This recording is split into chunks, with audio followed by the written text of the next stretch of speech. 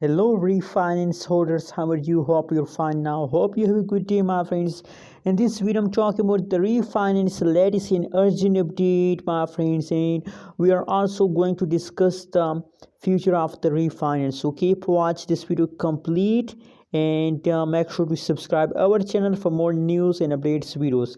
My friend, this time, first of all, if we talk about the price of the refinance, so you can see that now the latest price of the refinance is 0.01648 USD dollar is the currently latest price of the refinance. Furthermore, my friends, if we talk about the price changes, so now the last 1 hour changes of the refinance is negative, last 1 day, last 1 week changes occur in the ref is positive, my friend. The previous changes is good, but now the latest last 1 hour changes is good, negative, my friends.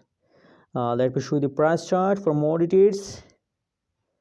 Oh my god, here's another good news for all of you. You can see here, my friend, that is the last last 3 days price chart of the refinancing. From this chart, you can see from the last 2 days the refinance start pumping, and now you can see now the last 1 hour change is negative.